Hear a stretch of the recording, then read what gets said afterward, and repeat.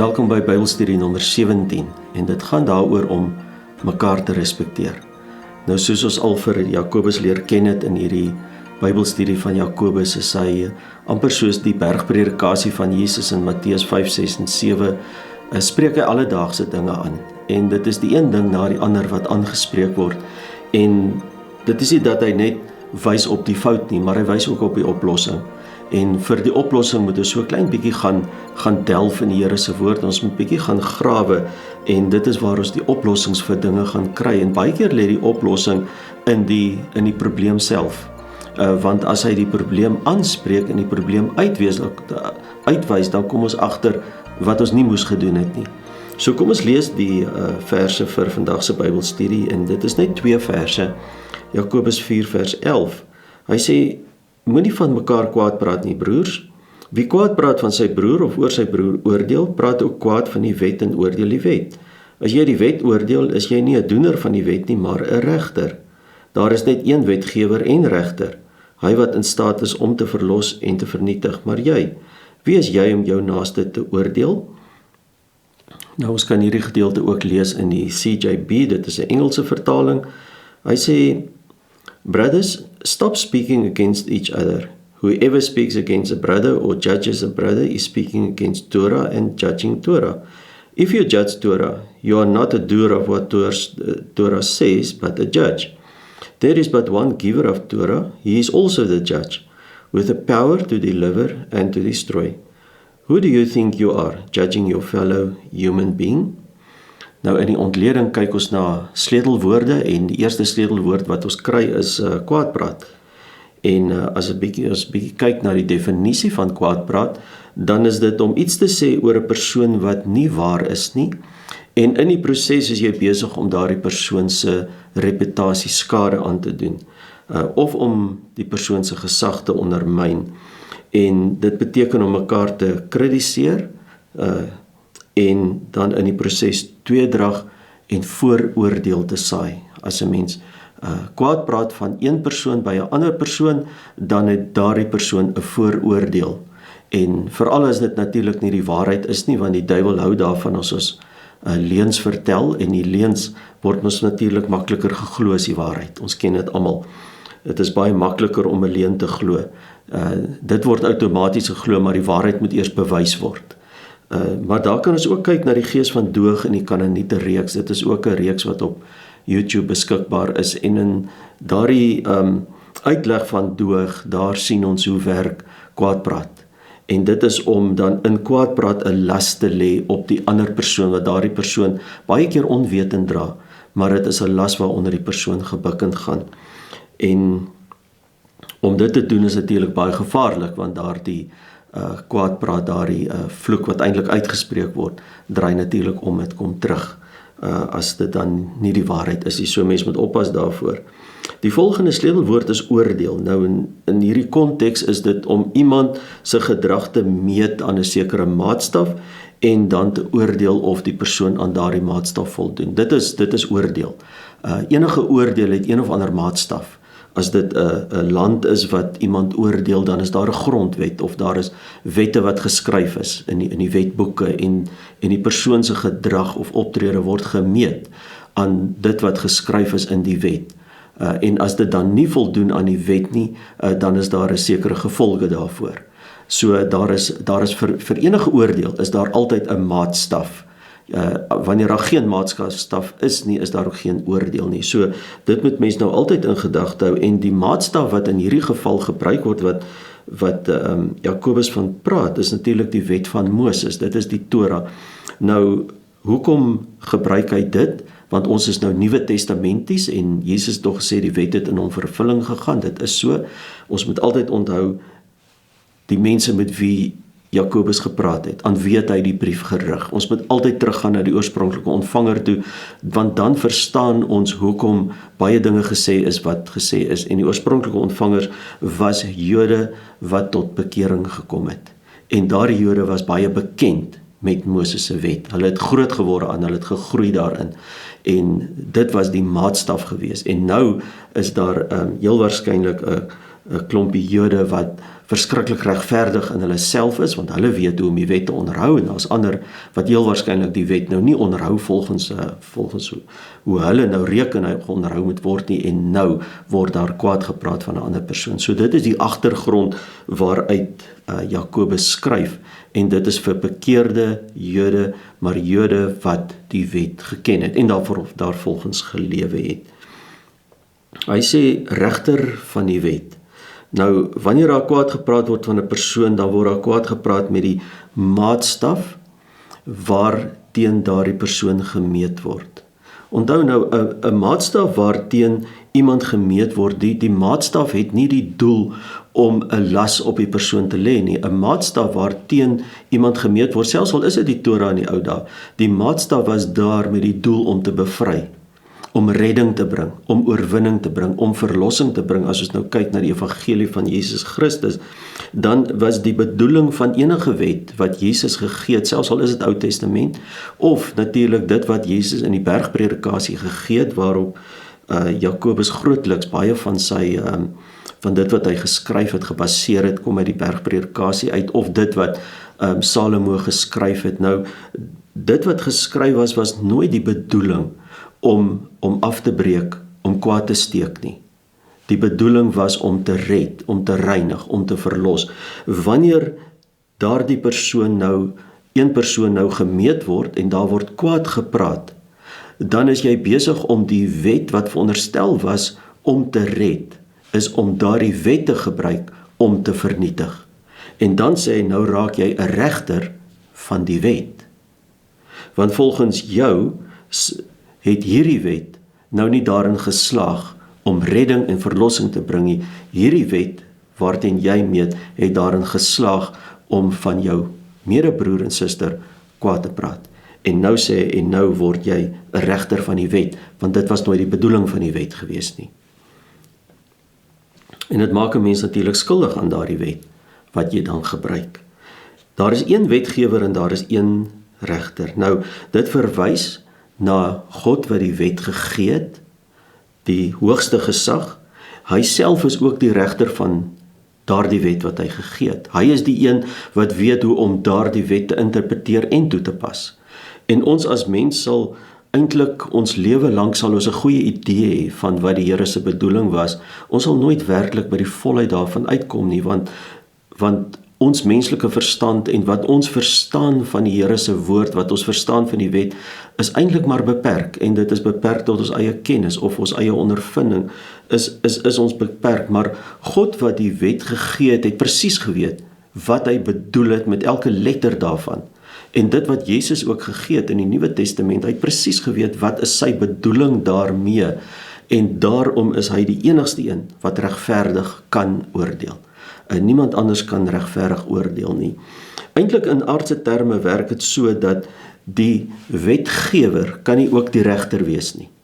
As die wetgewer die regter is, nou as 'n mens, as ons nou dink aan 'n mens, dan sal die persoon wat dan die regter is, sal die wet so skryf dat dit homself bevoordeel, of dat hy self nie daaraan skuldig is nie. Daarom is in aardse term is diegene wat die wet skryf nie ook die persoon wat die wet toepas nie. Want anders is daar, ons kan sê botsende belange. Hierdie ding gaan nie strook nie. Iewers gaan iemand homself bevoordeel, want ons is almal mens. Maar God is nie mens nie. Hy is almagtig. Hy het geen vooroordeel nie. Hy is nie besig om homself te bevoordeel nie. Hy is besig om redding te bewerk vir mense, om nie verlore te gaan nie. Dit is die doel van God op aarde. Dit is die doel van Jesus Christus. Dit is die doel van alles. Dit is die doel van die hele woord, is om mense wat verlore gaan te red. En daarom is daar net een wat kan regverdig oordeel, en dis God self. En dis hy wat sy eie wet gegee het, en net hy kan regverdig oordeel. En dit is natuurlik om te verlos. God is die enigste een met die autoriteit om 'n mens te verlos, en ons kan sê verlos van die ewige dood tot redding vir die ewige lewe.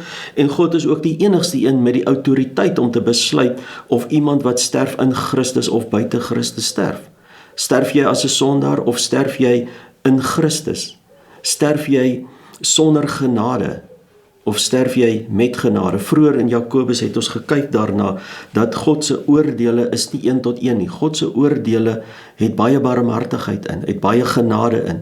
En daar is oortredinge wat hy gaan kwytskeld. Daar is oortredinge wat hy jou nie gaan aan laat skuldig bly nie, want hy gaan dit kwytskeld op grond van sy oneindige barmhartigheid, en net hy sal weet, net God sal weet hoeveel barmhartigheid hy betoon. Daarom is hy die enigste een wat die autoriteit het om te red en om te verlos, om te vernietig, om dood te maak. Hy is die enigste een wat die autoriteit het. Ons het dit nie. Nou wanneer ons natuurlik nou mekaar oordeel volgens ons maatstaf, of wat ons interpretasie van die maatstaf is, en ons in die Nuwe Testament as Christene gebruik die Here se woord, hierdie is ons maatstaf. Nou het ons 'n interpretasie van ons maatstaf van die woord, en nou kyk jy na die lewe van jou broer en jou suster. En dan begin jy as 'n regter optree, en jy oordeel ook sommer, want daardie persoon het nie reg opgetree nie, daardie persoon het hierdie woord van die Here, daardie persoon het dit oortree, en ek maak 'n uitspraak oor daardie een se lewe. Nou die dag het ons byeenkoms gehad, so 'n klein biduur waar ons ook oor dinge gesels het, en die een, ons kan maar sê oom, hy's al 'n bejaarde oom, hy het gesê, maar ek kan mos nie vir daai godlose bid nie. En dis nou presies wat Jakobus sê. Hy het die Here se woord gebruik, sy eie lewe gebruik, na iemand anders gekyk, besluit daardie persoon is 'n godlose persoon, en ek kan nie vir hom bid nie, want daardie persoon lewe 'n slegte lewe. En dis presies wat Jakobus sê. Hy sê, maar jy kan dit nie doen nie, want dan is jy 'n regter van die wet, en wie gee jou die reg om 'n regter te wees? Want hy eindig met, wie is jy? Wie is jy? Is ek nie ook net 'n sondaar gered uit genade nie? Nou wanneer iemand in sonde lewe en werklik 'n sondaar is, dan kan jy sien daardie persoon is 'n sondige mens. Jy kan dit uit sy lewe uit kan jy dit sien. Maar dit is nie vir my om te besluit of daardie persoon gered kan word, ja of nee nie. Want daardie persoon kan gered word. As daardie persoon die evangelie kry, as daardie persoon Jesus Christus aanneem en sy hele lewe draai om, dan is hy nie meer 'n godlose nie. Maar as dit van my afgehang het, het ek daardie persoon uitgesluit, want ek het 'n oordeel uitgespreek. En dit is wat Jakobus ons hiermee waarsku. En hy eindig met hierdie retoriese vraag. Hy sê, nou wie is jy? Is jy dan soos God wat kan oordeel? Is jy soos God wat absoluut regverdig is? Wie is jy? Wie is ek? Kan ek dit doen? Nie in een oomblik nie. Ek kan dit nie in een oomblik doen nie. Ek is ook 'n sondaar, gered uit genade. En daar is nog baie oortredinge wat daagliks kom, omdat ons in 'n sondige natuur vasgevang is. Jou liggaam is 'n sondige natuur. Met weergebore is jou siel is weergebore. Jy het nuut geword. Die Here se woord sê, jy het nuut geword. Maar jou liggaam is nog steeds 'n sondige liggaam. En daarom woon die sonde in die liggaam. Daarom is jou vleeslike sintuie gedurig nog beskikbaar vir wat die wêreld bied. Jy sien iets en begeer dit, of jy hoor iets, of wat die geval ook al is. So, ons is nie uitgesluit daarvan nie, en ons moet altyd onthou, ons bly sondaars, gered uit genade. Ander kan ook gered word, maar is nie vir my om te oordeel nie. Nou, as 'n mens vinnig hierna kyk, ons is nou by die tema, dan wil dit voorkom asof Jakobus 'n baie sterk punt maak om die wet baie goed te onderhou. Dit is amper asof hy sy lesers terugvat na die wet van Moses toe, want hy praat heeltyd van die Torah, dat die Torah is die eerste 5 boeke, dit is die wet van Moses wat hy gegee het, en dit is waar al die wette gegee is wat die Jode onderhou, en dit wil voorkom asof Jakobus sê, maar sorg dat julle daardie wet ordentlik onderhou, gaan terug soontoe, maar dit is nie wat hy sê nie, want Jakobus praat hier met bekeerde Jode, en hy sê vir julle, maar julle is besig om hierdie wet van Moses, hierdie Torah, te gebruik as 'n maatstaf om jou medebroer en suster mee te oordeel. Maar hy wys hy na God, wat die enigste een is, wat die werklike regter kan wees, want hy het alles gegee. En onthou nou, ons staan in die Nuwe Testament en ons lees ook dat die letter van die wet maak dood, maar die gees maak lewend. Nou in hierdie voorbeeld wat Jakobus gebruik, sou sy oorspronklike lesers sou baie goed verstaan het waarmee hy besig is. Juis omdat hulle Jode is wat daar uitkom. En hy sê maar, julle kan nie nou meer daardie wet van Moses gebruik om mekaar te oordeel nie. Intussen is ons Christene en hulle is nou Jode wat Christene geword het. Hulle het hulle harte vir die Here gegee, hulle het hom erken as die Messias. En nou moet hulle wegkom daarvan om mekaar te oordeel op grond van die wet van Moses. Nou ja, hulle sou dit natuurlik baie goed verstaan het. En hy is glad nie besig om te sê, gaan terug na die wet toe nie. Nee, Jakobus is besig om hier 'n punt te maak vir sy oorspronklike ontvangers. Nou die brief van Jakobus tot dusver is duidelik dat die Jode in die Jode wat in die diaspora was, dit is die verstrooiing. Hulle is uit Jerusalem uit, is hulle verstrooi na omgewing toe. En daardie Jode het baie gesukkel om te voldoen aan Christelike beginsels. Hulle is gedurig aangeval en hulle het gesukkel, want ons kan sien dat hulle lewenswyse was 'n lewenswyse van ek en myself. Ek moet opbou. Wat gaan ek hieruit kry? Dit was 'n lewenswyse waar hulle nie regtig mekaar vreeslik baie gegeen het nie. Waar elkeen so half uit sy omgewing waar hy was heel waarskynlik 'n baie welaf persoon en hy kom in 'n nuwe plek en nou moet hy maak en breek om weer te versamel, om weer te kom waar hy was, om weer te kry wat hy verloor het. En in die hele brief van Jakobus is dit baie duidelik dat hierdie bekeerde Jode baie gesukkel het. Hulle het gesukkel met Christelike beginsels. Maar dis natuurlik die dinge wat op ons ook van toepassing is. Onthou nou, ons kom ook uit die wêreld uit, né? Ons was sondaars in die wêreld, deel van die wêreldse maatstawwe gehad, waarin jy ook dinge gemeet het. En nou het jy 'n Christen geword. Nou moet jou lewenswyse moet verander. Dit moet nou wees soos wat Christelike lewenswyse behoort te wees, soos wat die Here se woord vir ons gee. En dit is al hierdie dinge wat Jakobus aanspreek, praktiese dinge. Dis hoekom ek so hou van die brief van Jakobus. Ek is ook 'n praktiese mens.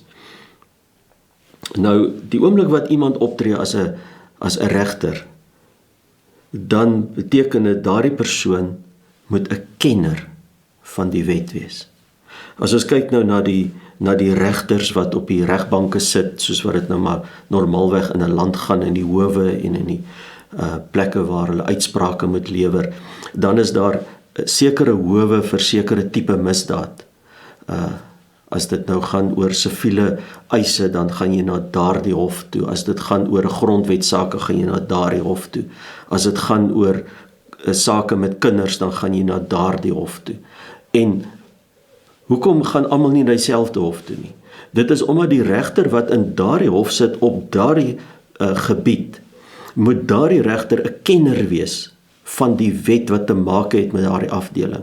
En hy kan nie uitsprake lewer oor wette in ander gebiede van die samelewing waarvan hy nie 'n kenner is nie. Hy hou hom uit daar.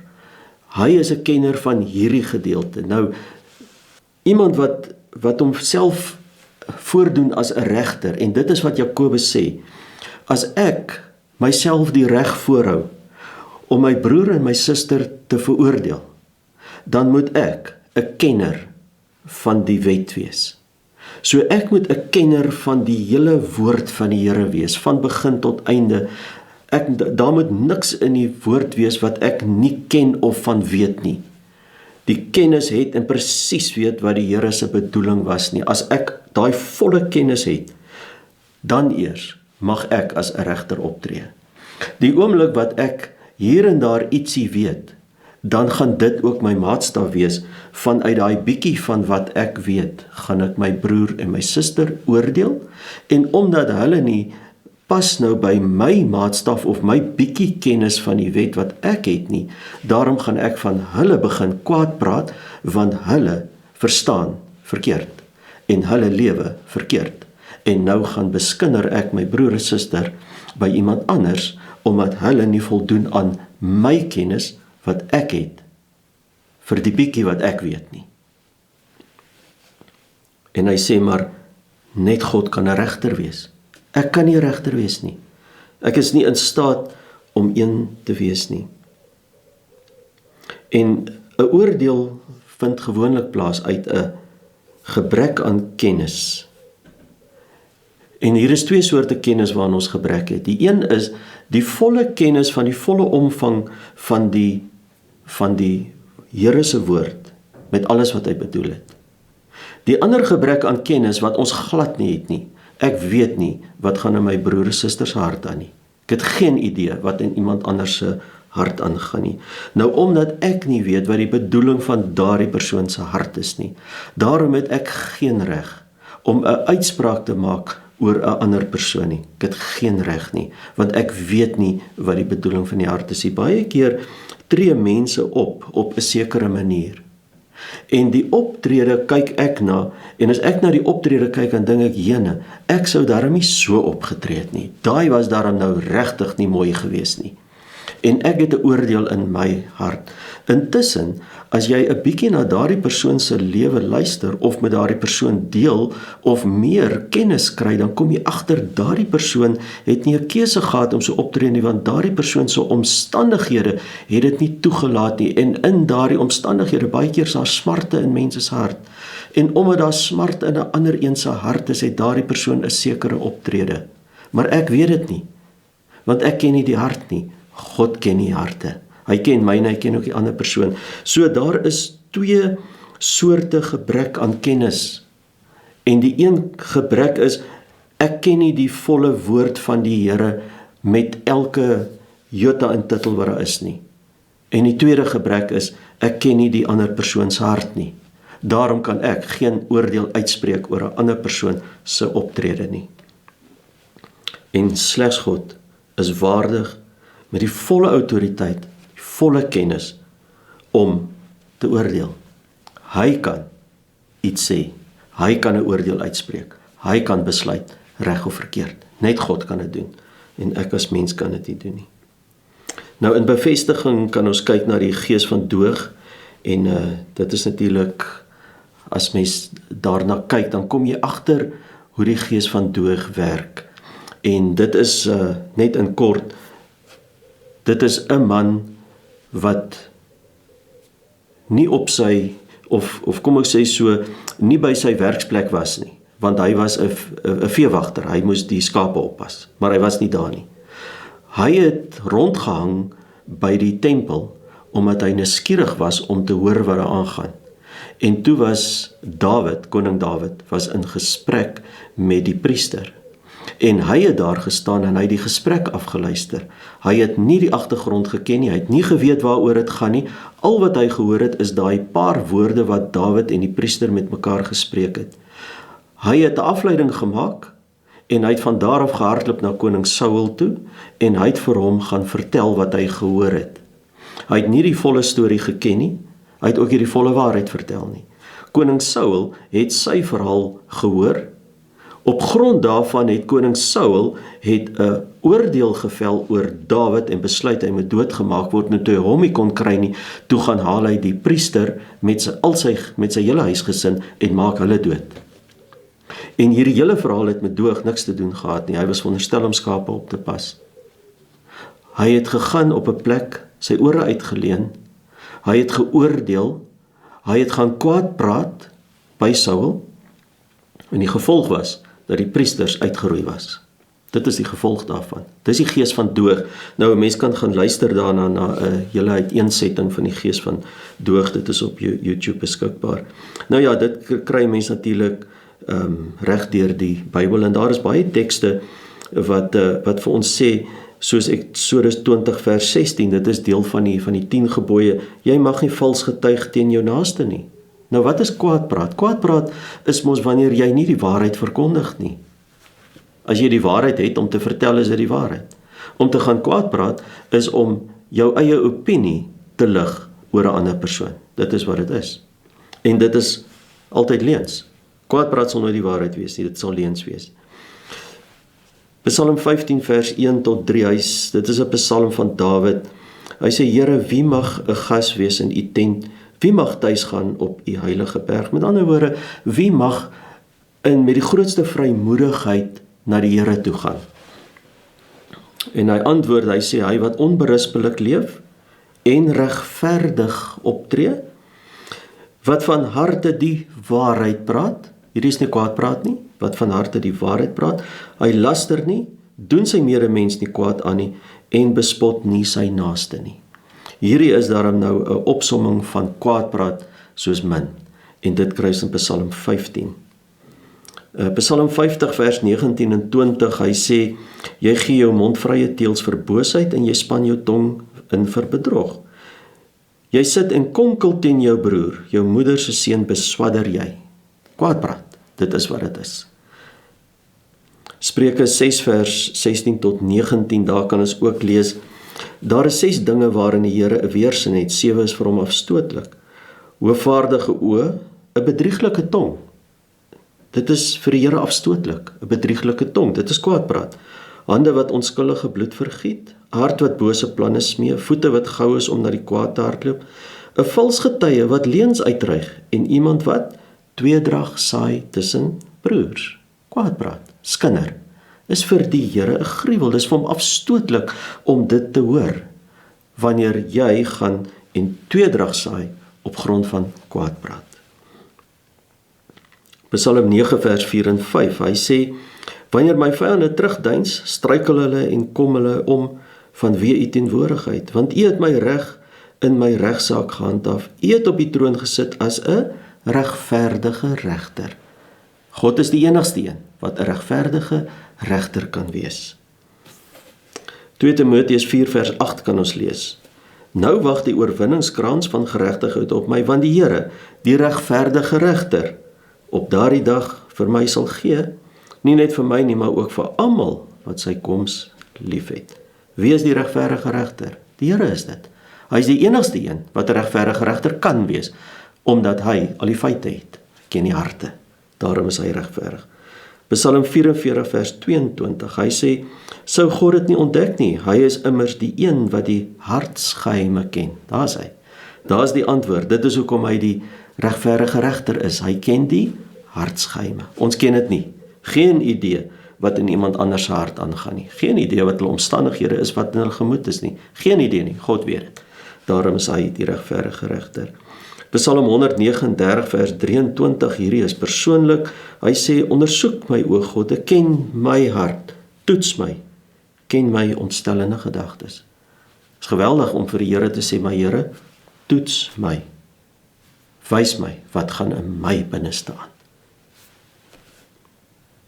Nou in die antieke tyd kan ons so klein bietjie vinnig kyk na die regters, en dit was amper soos 'n landros in vandag se terme, maar in daardie tyd, praat ons nou in die tyd nadat Josua dood is, en totdat Saul koning geword het. En in daardie tyd was dit eintlik 'n tyd van anargie gewees, en elkeen het gedoen wat hy gedink het reg is, en dit was die tyd van die rigters. Nou, in die Afrikaanse Bybel praat ons van rigters, maar die Engels vertaal dit nie as rigters nie, hulle sê judge, en ons lees dit ook in Judges. Nou, ons lees dit in die Afrikaanse Bybel in die boek wat genoem word rigters. Daardie boek kon net sowel genoem gewees regters, want dit is waaroor dit gegaan het. En die Here het vir daardie persoon wat hy elke keer opgetel het hy 'n dubbele funksie gegee. En die een was, daardie persoon moes optree as regter by die volk, om te onderskei tussen goed en kwaad, al die regskwessies wat daar maar ontstaan het, soos wat dit mag gaan.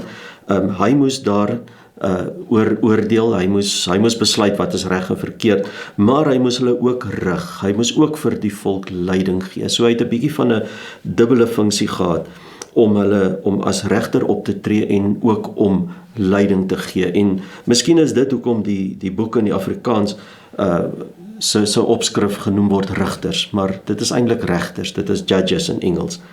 En dit is ook interessant dat wanneer daar twyfelagtige omstandighede gewees het en niemand het geweet wat is die antwoord nie, dan het hulle, ons kan soos in die moderne tyd omtrent looitjies getrek, of soos wat sê 'n muntstuk opskiet, en dan kyk jy maar waar hy val, is dit die voorkant of die agterkant, en dan daar volgens word besluit. Nou, hulle het ook so iets gehad, dit was die Urim en die Thummim genoem. Die priesters het dit in hulle borstas, die priesters borstas gedraai, en dit was binne-in gewees, en daar is gevalle waar ons in die Here se woord ook lees daarvan, dat dit gebruik was om 'n uitkoms te gee. Miskien was dit omtrent so skrifvrae in die ou dae. Vandag het ons die Here se woord, so ons gaan uit die Here se woord toe, ons gaan raadpleeg die Here, want deur sy woord wat die waarheid is, gaan hy met my spreek. Nou in daardie tyd het hulle dit nie gehad nie, so hulle moes ook 'n ja of nee moes hulle op 'n manier kry. En daar was natuurlik die bekende rigters gewees, en daar was van hulle wat bietjie meer onbekend was. Gideon was 'n bekende rigter gewees, Samson was 'n bekende een. Samson se tyd waarin hy gerig het was baie kort, en ons ken hom, hy was baie sterk gewees. Die enigste vroue rigter was Deborah gewees, maar dit was 'n vrou van stal. Sy het nie teruggedeins vir enige iets nie. So sy het ook op 'n stadium die volk gerig. En dit alles, hierdie hele geskiedenis lees ons in die boek van Rigters, of die boek van Regters, kan 'n mens dalk ook sê. Maar dit is net so ietsie interessant tussenin. Interpretasie, daar kyk ons daar om kwaad te praat van jou broer of suster, het van die antieke tyd waar Jakobus geskryf het nog niks verander nie. Dis maar nog net so.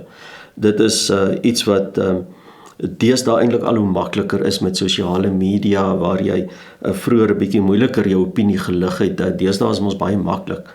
En as jy nou nie iemand direk aanval nie, dan skryf jy dit maar so in die algemeen. Skryf dit hier op 'n, ek hoor hulle praat van 'n Facebook bladsy. Skryf dit daar op die bladsy, iemand sal dit wel lees. En dan sê jy jou sê, en dan kan almal hoor wat is jou opinie daarvan. Ons moet oppas vir opinies wat ons lig oor dinge, want dit word gemeet aan die een of ander maatstaf. Laster of kwaadpraat is om iemand se gesag te bevraagteken. Dit is baie keer iemand wat 'n hoër gesag as jy het, waarvan makliker kwaad gepraat word as iemand wat werklik ver ondergeskik is. Iemand wat ver ondergeskik is, sal 'n mens baie keer die foute in die goed gaan vertel, maar dit gaan nie daardie persoon se gesag enigstens ondermyn nie, want die persoon is al klaar op 'n laer status. Maar iemand wat in 'n hoër posisie as ek is, so om van my baas of van iemand in autoriteit onder wie ek moet dien, dan word ek mos heeldag veronreg. Hy is so onregverdig en hy is so verkeerd en hy gee my hierdie werk om te doen en hy weet ek kan dit nie doen nie, of die baas het my nou weer gestuur om dit te gaan doen en ek verstaan nie hoekom hy my stuur en nou word daar afgegaan by my mede-kollegas, word daar nou sleg gepraat oor die autoriteit wat oor my aangestel word, en daardie dinge bevraagteken daardie persoon se gesagsposisie. En ek stel myself aan as regter, want ek as 'n onderdaan weet beter as die persoon wat oor my aangestel is.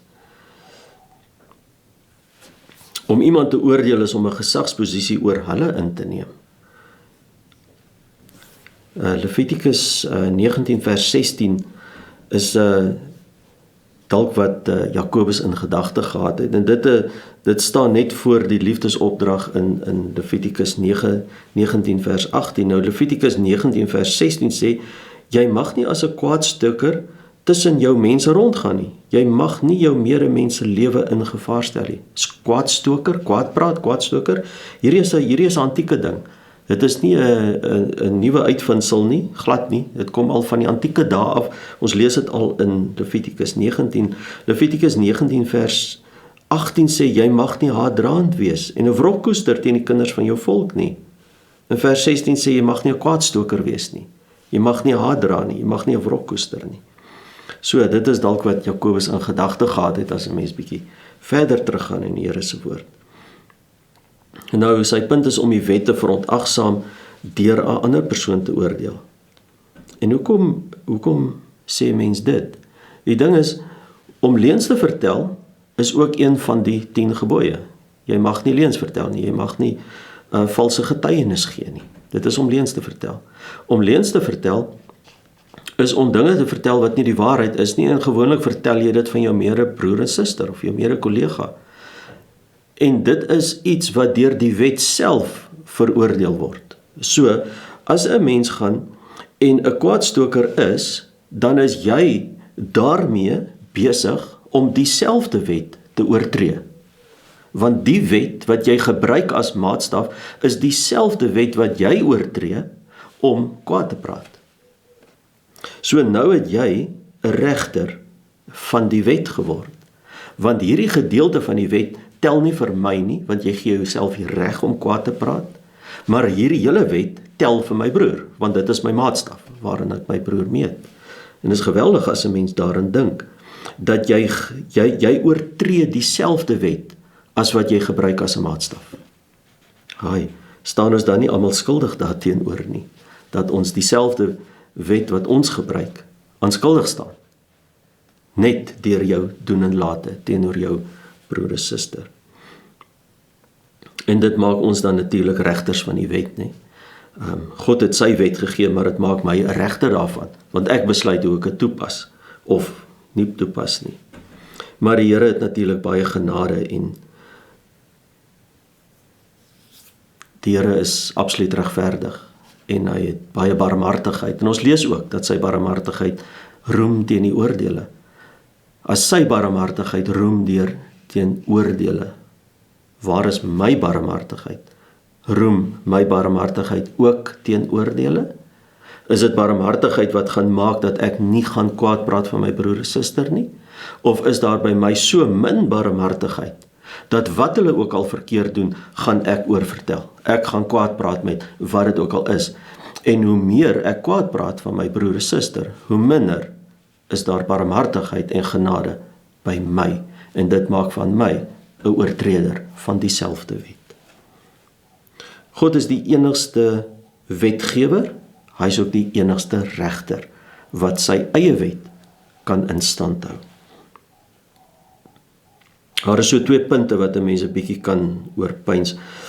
As ons bedoel om ons werke volgens die Ou Testamentiese wet te laat beoordeel, sal die regter, die Here, ons as skuldige sondaars verwerp. Ons kan 'n bietjie dink hieroor. As ons bedoel om deur die regter vergewe te word op grond van sy genade deur geloof in Christus, sal ons gered word. Wanneer ons vashou aan die werke van die Ou Testamentiese wet, sal ons veroordeel word. Wanneer ons beroep op die genade van die regverdige regter in die nuwe verbond, sal ons gered word. As mense wat van God se genade afhanklik is, moet ons nie aanmatig om uitsprake te maak teenoor ons medebroer en suster op grond van ons eie oordeel nie. Ons moet oppas daarvoor. En dit is wat Jakobus die lesers opmaan. Nou in refleksie weet ons, ek dink elkeen van ons is maar skuldig hieraan. Dit is hoekom 'n mens steek maar heeltyd jou hand in eie boesem, en dan is daar natuurlik 'n paar vrae wat 'n mens kan vra, en dit is indringende vrae wat 'n mens maar na jouself laat kyk. So hierdie vrae word nie vir ander mense gevra en ek is uitgesluit nie. Nee, dit is maar die Here se woord praat met ons almal. Is jy iemand wat ander mense oordeel? En dan kan 'n mens jouself maar gaan meet teen die Here se woord. Hoe lyk dit met my? Oordeel ek ander mense maklik? Vind jy maklik fout met wat ander mense doen? Baie keer so vinnig om iemand se optrede te sien en foute vind daarmee. Ja, dit is dan verkeerd. Ek sou dit nie so gedoen het nie. Ek sou daarom nou nie dit gesê het nie. Hoe lyk dit? Weet ons wat was die bedoeling van daardie persoon se hart? Wat gemaak het dat dit die optrede is? Meet jy ander mense aan jou eie standaard en beoordeel hulle so? Ons is mos so dat dit waarvan ek hou is reg. En dit hoe ek 'n ding doen is reg. As iemand anders dit anders doen, dan is dit nie volgens my maatstaf reg nie, en dan veroordeel ek, want ek sou dit nie so gedoen het nie. Hoe lyk dit? Gebruik ek my eie maatstaf? Is jy gou om iets van iemand oor te vertel? En as mense wat regtig nie kan wag om 'n storie te gaan oorvertel nie. Dis die gees van doog. Mens moet bietjie gaan kyk na die gees van doog. Hy kan nie wag om 'n ding te gaan oorvertel nie. Waarof vals, maak nou die saakie. Of dit nou die waarheid is en of dit 'n leuen is, maak die saakie. As jy 'n storie hoor, jy moet vir iemand gaan vertel. Dis kindertonge, né? Bid jy vir mense as jy sien hulle maak foute? Ons is so geneig om die fout raak te sien. Vat ons daardie persoon, in plaas van om dit oor te vertel, gaan bidkamer toe, gaan bid vir die persoon. Dwing jou eie sienswyse op ander mense af. Dis mos waar mense sê, hier maak ons almal soos ek sê, dan is ons almal gelukkig. Ongeag van ander mense. Daar is baie voorkeure, daar is baie afkeure wat ons het. Maar solank dit my pas, dan is ons almal gelukkig. Of dit nou die ander mense pas, is nou nie my saak nie. Maar ja, dwing 'n mens jou eie sienswyse op ander mense af. Daar's baie mense wat baie fanaties is oor hulle sienswyse, en dit is waar mens die aktiviste kry. Hy glo in sy saak so sterk, dat hy sal strate toe gaan met plakate en met betogings, om sy sienswyse af te dwing op iemand anders, want hy wil hê almal moet soos hy dink. En dit is natuurlik aktiviste, nie? Maar in mense eie huishouding werk natuurlik ook so. Waar 'n mens jou eie manier van doen, jou eie sienswyse, jou eie voor- en afkeer afdwing op die res van die mense in jou eie huis. Hulle moet maak soos jy sê. Glo jy dat jy die Here se weë reg verstaan en die reg het om ander mense reg te help? Interpreteer ek die Here se woord wel reg? Of voeg ek so 'n bietjie van my eie opinie daarbey? Is ek seker dat die maatstaf wat ek gebruik, verstaan ek ooit? Ek moet mos my maatstaf verstaan, voordat ek dit kan toepas op iemand anders. Vra jy om verskoning as jy iemand anders vals beskuldig het? Want dis mos iets wat maklik gebeur. Beskuldig iemand vals, agterna kom jy agter, o jene, dit wat ek nou gesê het was nie reg nie, maar nou los jy dit maar net, laat dit maar net verbygaan. Of het 'n mens daardie nederigheid om te gaan en te sê, my broer, ek is jammer. Wat ek van jou gesê het is nie reg nie, ek is jammer. Dan is daar 'n gevaar van selfregverdiging, en hier kan 'n mens maar 'n bietjie bepeins daaroor.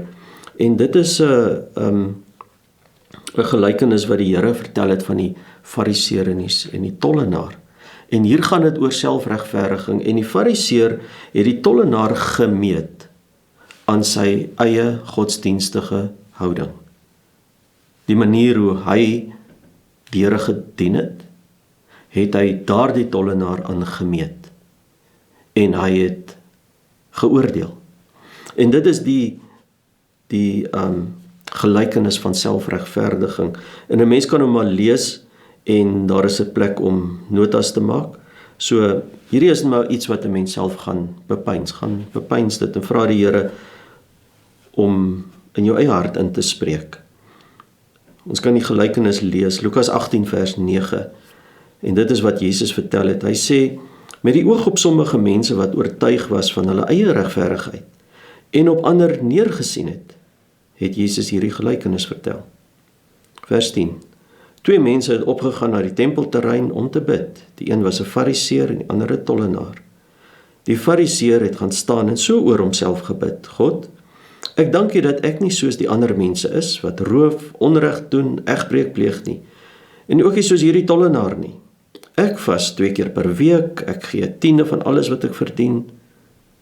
Die tollenaar het egter op 'n afstand bly staan en wou selfs nie eers na die hemel opkyk nie, maar het op sy bors geslaan en gesê: O God, wees my, die sondaar, genadig.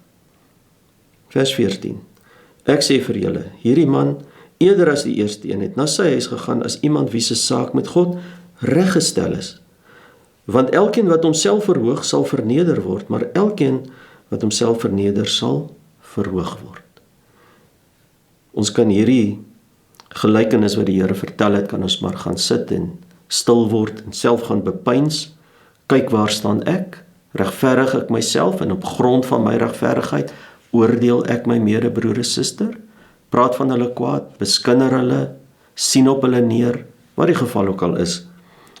En dit is op grond van my selfregverdiging. Ons kan onsself maar daar gaan meet, en in toepassing kan ons maar na onsself gaan kyk. Die brief van Jakobus is nie onduidelik in wat die Here van ons vra nie. Dit is 'n pragtige brief met baie praktiese dinge wat ons heeldag doen, die goed waarmee ons besig hou, ons interaksie met mekaar, verhoudings met mense. Nie net dit nie, ook my uitkyk op die lewe, my verwagting van die lewe, hoe ek praat, hoe ek dinge doen, alles word in die boek van Jakobus saamgevat. Dit is 'n pragtige brief wat die Heilige Gees natuurlik deur die dienswerk van Jakobus gegee het, en ons moet maar heeltyd gaan in onsself gaan meet, en in hierdie Bybelstudie dink ek die Here is besig, vir elkeen wat dit volg, is die Here besig om werklik diep in die harte in te spreek, sodat ons kom by die punt waar hy sê, wees heilig, want ek is heilig. Dit is waar die Vader wil hê ons moet kom. Ons moet kom by dieselfde mate van heiligheid wat hy het. Nou, ons sal nooit daarby kom nie, tensy ons in die hemel kom. Wat dit beteken is, hier op aarde beteken heiligheid 'n afgesonderde lewe. 'n Afgesonderde lewe volgens die maatstaf van wat die Vader van ons verwag. En daardie maatstaf is 'n lewe wat hom verheerlik. Wanneer ons so lewe dat ons Vader verheerlik, is hy tevrede met ons. Ons lewe nie in sonde en ongeregtigheid nie. Ons benadeel niemand nie, en ons lewe spreek van 'n lewe in Christus. En dit is waarin ons moet streef, wees heilig, want ek is heilig, het die Here gesê. En die Here seën nie elkeen, en vir my, en elkeen wat hierna luister, waar dit ook al in die wêreld is. Die Here seën u ryklik, in 'n vrugtevolle lewe in Christus, volgens die Here se woord. Amen.